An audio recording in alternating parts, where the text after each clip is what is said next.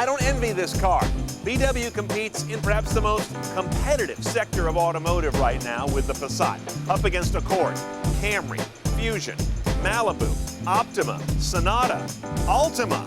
Yikes. Let's see how they do as we drive the 2014 Passat SEL Premium and check the tech. You're going to see a theme come over and over again that makes this car distinctive, and that is it's got beautiful design. Not audacious, not swoopy, not standout, but mature, quality German looks. And that's a key part of where it stands out in the market. We'll see that inside as well.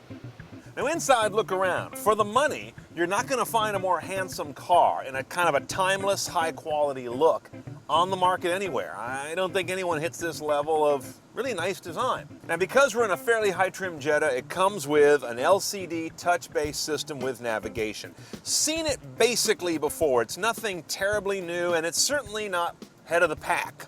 Among the things that irk me, once you go to enter a destination, you must do it by the touch screen, which works, by the way, while you're moving. That's controversial. But the voice command button over here does not drive address entry. It's just for the phone system. That's a little out of touch with today's technology and today's road safety sensitivities. I also find the system at times very laggy as you bounce between either media choices or the map and the navigation.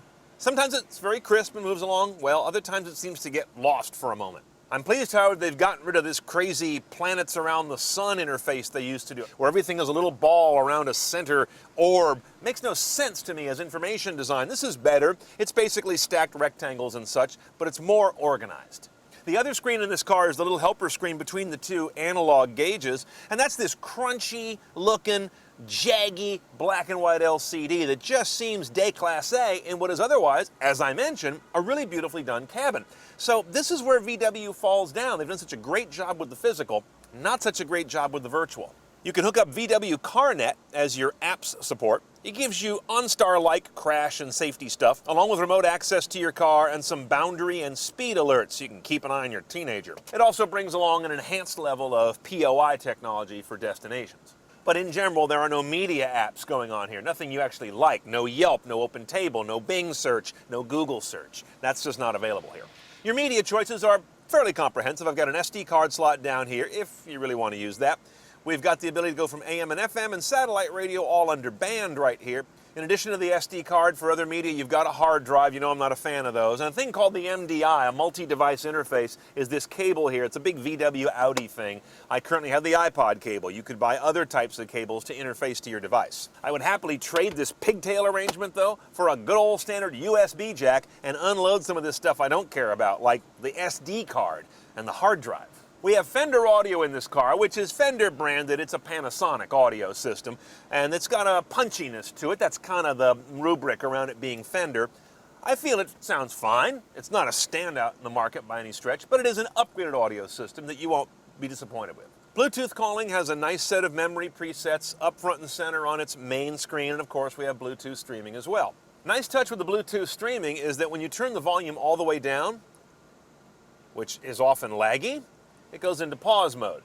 And then when you turn the volume back up, which is very natural, it undoes pause and goes back to play.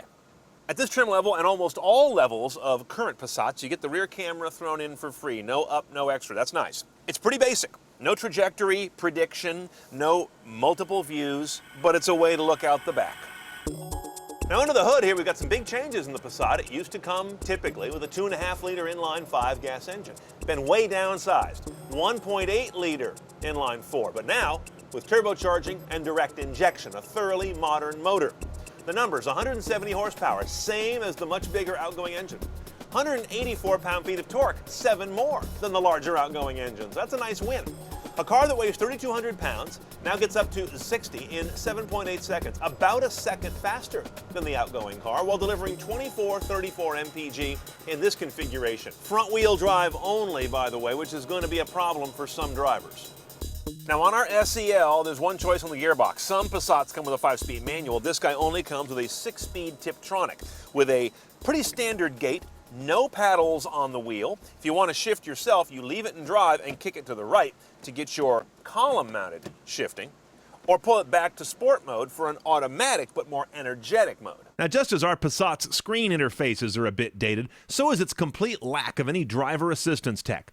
Don't go looking for lane departure warning, blind spot indication, forward collision warning, or even adaptive cruise control.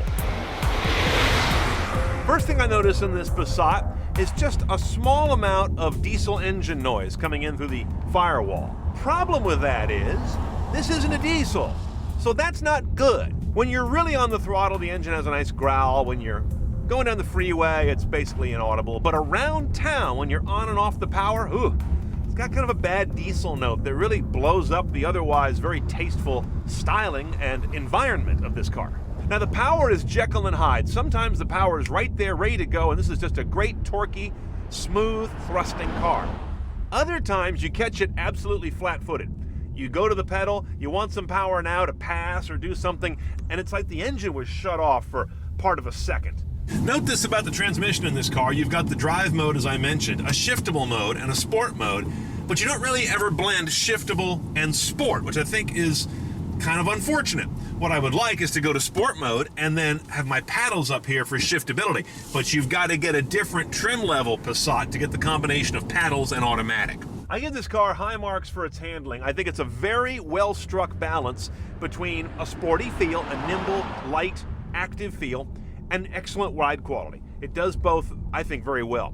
If I had to nitpick the handling at all, it's the new-ish, for this car, full electric power steering, which I think is it's over-assisted almost all the time. They need to dial that back or make it more intelligent at higher speeds. Okay, pricing of Passat's pretty easy. VW is doing a lot of trim-level pricing now, not so much a la carte options. So an SEL Premium is $32,100 delivered. It does well as a handling car and as one that has excellent design inside and out. Not so much as a technology standard bearer. As you saw, you're missing a whole lot of app integration, connected car features, and driver assistance technology. You buy this car because of generally excellent VW handling in an everyday sense, not so much because of the power delivery, and not because it's a technology showcase, but it's got excellent German design.